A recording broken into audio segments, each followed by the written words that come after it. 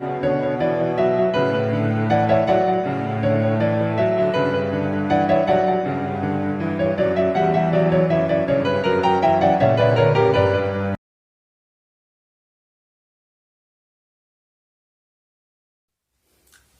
everyone, this is Sushil Maurya. Welcome to my YouTube channel Science Era Fun. Today we will study class 7th Science chapter 17. Chapter name is Forests Our Lifeline. आज हम लोग class 7th की science पढ़ेंगे. Chapter 17. Chapter name क्या है? Forests our life. जंगल हमारे lifeline. ठीक है, forest our lifelines. Before studying this chapter, we will know the definition of forest. Forest क्या है? Forest is a large area of land covered mainly with trees and other plants.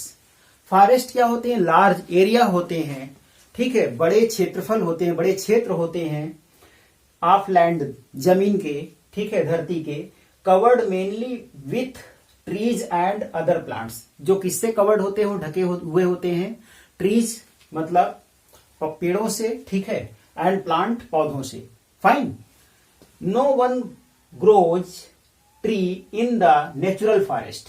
अगर हम natural forest की बात करें तो natural forest में कोई आपका इंसान पौधा नहीं लगाता है, कोई इंसान ट्री नहीं प्लांट करने जाता है.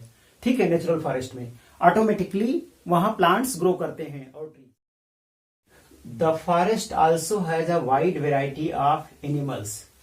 फॉरेस्ट में प्लांट्स के अलावा एक वाइड वैरायटी में एनिमल्स भी होते हैं, जैसे लायन, टाइगर, डियर, बियर, ठीक है, etcetera. The forest also contains decomposer organisms. Forest में डिकम्पोजर ऑर्गेनिजम्स भी होते हैं. डिकम्पोजर ऑर्गेनिजम्स को माइक्रो ऑर्गेनिजम भी कहते हैं, अति सूक्ष्म जीवधारी. Fine. Such as bacteria and fungi. Bacteria and fungi क्या करता है? जैसे मशरूम फंजाई है, ठीक है, ये डेड और डिकेइंग वुड और एनिमल, ठीक है, प्लांट्स लीफ को डिकम्पोज करते हैं और वो ह्यूम्स में बदल जाता है सॉइल में जाकर के, और सॉइल फर्टिलिटी को बढ़ाता है, इंक्रीज करता है. A forest acts as the purifier of air and water. Forest हमारा प्यूरिफायर की तरह काम करता है. किसका प्यूरिफायर? एयर और वाटर का. एयर कैसे प्यूरिफाई होती है? हम जानते हैं कि हमारे इन्वायरमेंट में, इस एटमॉस्फेयर में तमाम गैसेज हैं, जिसमें से कार्बन डाइऑक्साइड भी है. तो प्लांट डस्ट पार्टिकल को आपको रोकता है, डस्टिंग को, ठीक है. साथ में वो कार्बन डाइऑक्साइड जो हम लोग निकालते हैं उसको एब्जॉर्ब करता है, अपने ब्रीदिंग में काम लेता है, ठीक है, और हमें ऑक्सीजन देता है. तो इससे ये एयर को प्यूरिफाई करवा रहा है. और वाटर को कैसे प्यूरिफाई करता है? प्लांट्स की जो जड़ें होती हैं, रूट्स, आपके सॉइल में होती हैं, और सॉइल में जब आपका बारिश होती है, रेन होता है, रेन वाटर को, मडी वाटर को एब्जॉर्ब करता है और वाटर को प्यूरिफाई करता है. Fine. Now components of a forest. Forest के क्या कंपोनेंट होते हैं, क्या अवयव होते हैं, क्या घटक होते हैं, उसको हम देखेंगे. फर्स्ट कंपोनेंट है लिविंग ऑर्गेनिजम्स, ठीक है, यानी कि जीवित चीजें. और सेकंड कंपोनेंट है आपका non living organisms. Living organisms में आपके प्लांट्स हो गए, एनिमल्स हो गए, डिकम्पोजर्स हो गए, स्कैवेंजर्स हो गए, ये तमाम चीजें, ठीक है. और नॉन लिविंग ऑर्गेनिजम में आपका सॉइल हो गया, एयर हो गया, ठीक है, एक्सेट्रा. नाउ लिविंग ऑर्गेनिजम्स में पहला पॉइंट है plants. A forest has many green plants and trees. एक जंगल में ढेर सारे हरे पौधे और आपके पेड़ भी होते हैं, ठीक है. All the green plants produce food by photosynthesis. हमें पता है कि सभी हरे पौधे अपना भोजन कैसे बनाते हैं? प्रोड्यूस करते हैं फोटोसिंथेसिस के थ्रू, ठीक है. So the plants are called producer of fruit, ठीक है. इसीलिए प्लांट्स को हम प्रोड्यूसर कहते हैं, ठीक है, फूड का. The plants are also called autotrophs. क्योंकि प्लांट्स अपना भोजन फोटोसिंथेसिस के थ्रू बनाते हैं, इसलिए इनको ऑटोट्रोप कहते हैं, क्योंकि अपना भोजन स्वयं बनाते हैं. ओके. नाउ लिविंग ऑर्गेनिज्म में आपका प्लांट हो गया. Now animals. A forest also has many animals. एक फॉरेस्ट में ढेर सारे एनिमल्स भी होते हैं. The animals are called consumers of food, animal को कंज्यूमर कहा जाता है फूड का, ठीक है, क्योंकि हम लोग सभी एनिमल्स जितने हैं, ठीक है, वो किस पर डिपेंडेंट है, प्लांट्स पर, ठीक है। तो एनिमल्स को कंज्यूमर, फूड का कंज्यूमर कहा जाता है।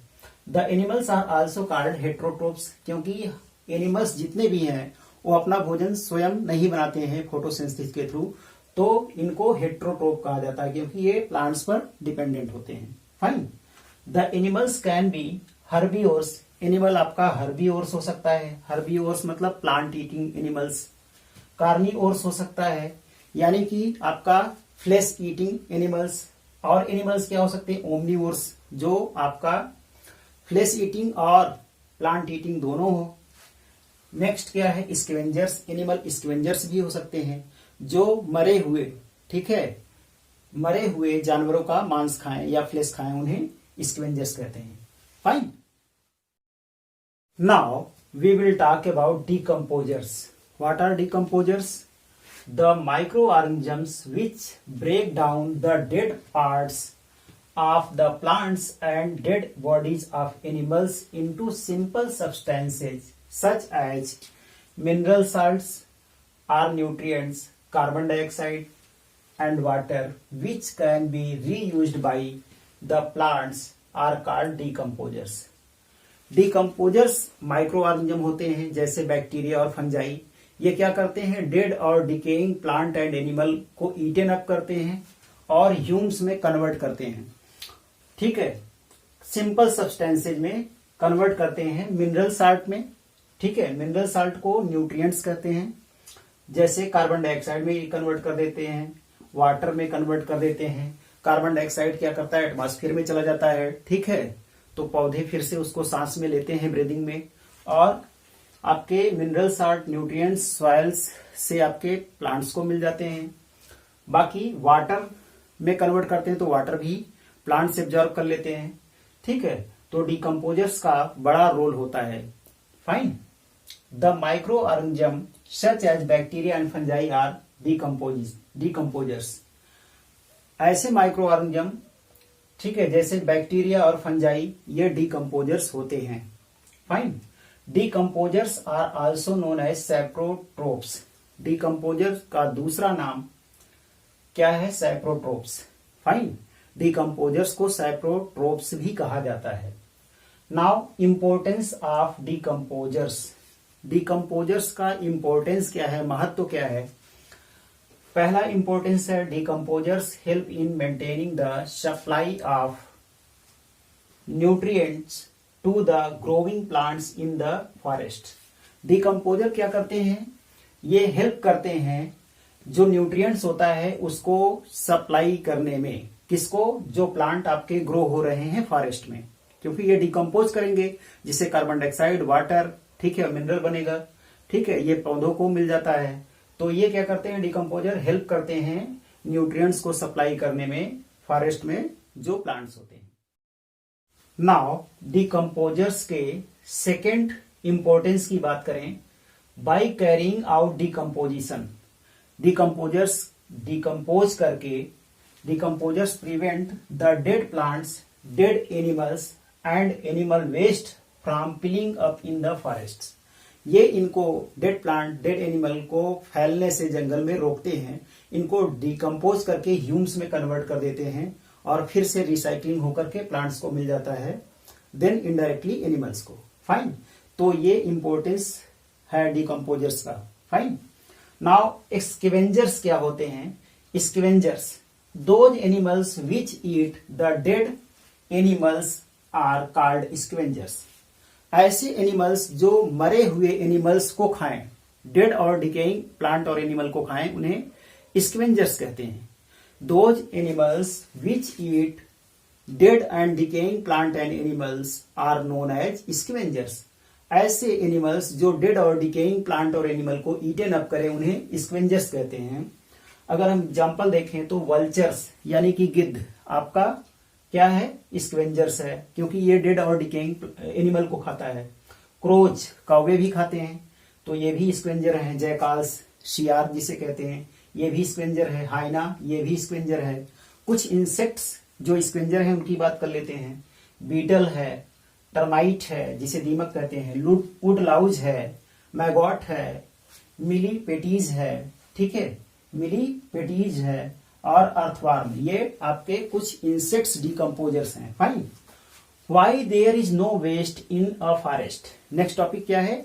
Why there is no waste in a forest. जंगल में आपका वेस्ट क्यों नहीं होता है? When the animals die in a forest they are eaten up by some other animals. जब कोई एनिमल्स, ठीक है, या प्लांट डेड होता है तो दूसरे एनिमल्स के द्वारा ईटेन अप हो जाता है, दैट मीन से खाया जाता है, ठीक है, खा लिया जाता है। They convert them into minerals, और वो खाने के बाद उसको मिनरल्स में कन्वर्ट कर देते हैं, मिनरल साल्ट में, ठीक है, और कार्बन डाइऑक्साइड में, which goes into the soil and air. Mineral मिट्टी में चला जाता है, ठीक है, और कार्बन डाइऑक्साइड कहां? एयर में चला जाता है। Hence recycled for growth of plants. इस प्रकार से प्लांट को कार्बन डाइऑक्साइड मिल जाएगा, मिनरल्स भी मिल जाएगा, तो प्लांट का ग्रोथ होगा। Fine. Therefore there is no waste in the forest. इसी प्रकार से, इसलिए फॉरेस्ट में कोई वेस्ट नहीं होता है। Fine. Till now we have seen that the first component, that is living things, plants, animals, decomposers, scavengers. Now we will see that non-living things या non-living environments which makes the forest. Fine. तो non-living environment क्या होता है forest के अंदर? Soil यानी कि मिट्टी, वाटर पानी, एंड एयर और हवा, ठीक है, यही आपके नॉन लिविंग इन्वायरमेंट्स होते हैं फॉरेस्ट के लिए। एयर, वाटर एंड सॉयल, ये नॉन लिविंग इन्वायरमेंट होते हैं आपके फॉरेस्ट के लिए। Fine. The forest is an ecosystem. Forest एक इकोसिस्टम है। फॉरेस्ट एक इकोसिस्टम है। अब इकोसिस्टम क्या है इसको समझते हैं। An ecosystem is a self sufficient unit of living things and non living environments, needing only the input of sunlight energy for its functioning. Ecosystem एक ऐसा सिस्टम होता है, इकोसिस्टम एक ऐसा सिस्टम होता है जिसमें पर्याप्त मात्रा में, self sufficient unit of living things, किसी भी लिविंग थिंग्स के लिए पर्याप्त मात्रा में चीजें मौजूद रहती हैं, ठीक है, चाहे वो आपका लिविंग थिंग्स हो या नॉन लिविंग इन्वायरमेंट हो। तो फॉरेस्ट में दोनों पाया जाता है, living things plants and animal, ठीक है, और non living things air, water and soil. लेकिन जरूरत क्या पड़ती है इकोसिस्टम के लिए? एक एक्स्ट्रा चीज की जरूरत पड़ती है जो कि है सनलाइट एनर्जी, ठीक है। इकोसिस्टम कोई तभी वर्क करेगा, फंक्शन करेगा जब उसमें सनलाइट एनर्जी आएगी। सनलाइट एनर्जी आएगी तभी प्लांट्स अपना फूड बनाएंगे, ठीक, तब एनिमल उस फूड को भी खाएंगे। फाइन। तो क्योंकि प्लांट्स आपके ऑटोट्रोफ होते हैं, एनिमल हेट्रोट्रोफ होते हैं, एनिमल डिपेंडेंट होते हैं प्लांट्स पर, तो प्लांट्स को क्या चाहिए? सनलाइट चाहिए उन्हें जिंदा रहने के लिए, ठीक है, सर्वाइव करने के लिए। तो एक एक्स्ट्रा चीज की जरूरत पड़ती है, सनलाइट एनर्जी, ठीक है, जो हमें मिल जाती है फॉरेस्ट में। तो फॉरेस्ट इटसेल्फ में एक इकोसिस्टम है। फाइन, ये प्रूफ हो गया। Now we will see the next topic, food chain. Food chain क्या होता है? The living organisms like plants and animal interact with one and other through their food chains. जितने भी लिविंग ऑर्गेनिज्म हैं, या तो वो प्लांट हो या एनिमल हैं, वो एक दूसरे से इंटरेक्ट करते हैं, एक दूसरे के कांटेक्ट में आते हैं, किसके लिए? अपने फूड के लिए, ठीक है। और कैसे कांटेक्ट में होते हैं? एक दूसरे के फूड चेन के थ्रू कांटेक्ट होते हैं। In which one organism eats other organism, जिसमें एक जीवधारी दूसरे जीवधारी को ईटेन अप करता है, खाता है, ठीक है। इसी प्रकार से फूड चेन चलता है। एक एग्जाम्पल देखते हैं फूड चेन के लिए। सपोज दैट घास है, ग्रास, ठीक है, ग्रास है, घास को कौन खाएगा? इंसेक्ट्स, ठीक है। इंसेक्ट में सपोज दैट एक इंसेक्ट है ग्रास हॉपर, यानी कि टिड्डा। ग्रास को कौन खाएगा? टिड्डा खाएगा। ग्रास को ग्रास हॉपर खाएगा, एक इंसेक्ट है। और ग्रास हॉपर को कौन खाएगा? फ्रॉग खाएगा। और फ्रॉग को कौन खाएगा? स्नेक खाएगा, सांप खाएगा। मेढक को सांप खाता है। और सांप को कौन खाएगा? ईगल, यानी कि चील खाएगा, ठीक है। तो यहां हम देख रहे हैं ग्रास को कौन खा रहा है? इंसेक्ट खा रहा है, ग्रास हॉपर खा रहा है, इंसेक्ट या ग्रास हॉपर को फ्रॉग खा रहा है, और फ्रॉग को स्नेक खा रहा है, स्नेक को ईगल खा रहा है, और ईगल जब डेड होगा, ये डेड होगा, मरेगा, मरने के बाद ये आपका इसको डिकम्पोजर्स ईटेन अप कर डालेंगे, ठीक है, बैक्टीरियाज। तो ये फिर से ह्यूम्स बन जाएगा, कार्बन डाइऑक्साइड में कन्वर्ट हो जाएगा, कार्बन डाइऑक्साइड एनवायरमेंट में जाएगा, उसको पौधे अपने ब्रीदिंग में ले लेंगे, और जो मिनरल्स बचेगा, ठीक है, और वाटर, ये आपके प्लांट्स आपके कैसे ले लेंगे, रूट से ले लेंगे, तो फिर से ग्रास हो जाएगी, ठीक है। ये ईगल फिर से डिकम्पोज होकर के मरने के बाद, ठीक है, ग्रास के काम में आ गया, घास के, घास इसको खाएगा, फिर से घास बढ़ेगी, इंसेक्ट खाएंगे, फ्रॉग, इंसेक्ट को फ्रॉग खाएगा, फ्रॉग को स्नेक खाएगा, स्नेक को आपको ईगल खाएगा। इस तरह से एक चेन बन गई, श्रृंखला बन गई, ठीक है, फूड चेन। इस चेन को क्या कहते हैं, फूड चेन। हिंदी में बोले तो खाद्य श्रृंखला कहते हैं, खाद्य श्रृंखला। Okay, now crown, next topic is crowns of tree. Tree के क्राउन क्या होते हैं, क्राउन मतलब मुकुट होता है, ठीक है। क्राउन्स ऑफ ट्री क्या होता है, the branchy part of a tree above the stem is known as the crown of tree. पेड़ को आप देखते हैं, जो ब्रांची पार्ट होता है, जहां से खूब शाखाएं निकली होती है, वो एक हेड की तरह काम करता है, जिसे हम पेड़ का क्राउन कहते हैं, ठीक है। ये देखिए, मैंने फिगर बनाया है ट्री का। ये आपका सॉइल है, इसमें रूट नीचे है, ठीक है, और सूट यानी कि स्टेम है, स्टेम के ऊपर ये ढेर सारी ब्रांचेज है, ठीक है। इसी ब्रांचेज को, ब्रांची पार्ट को हम ट्री का क्राउन कहते हैं, crowns of tree.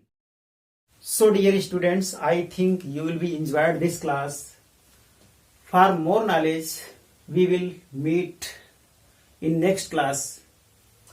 So bye bye, take care.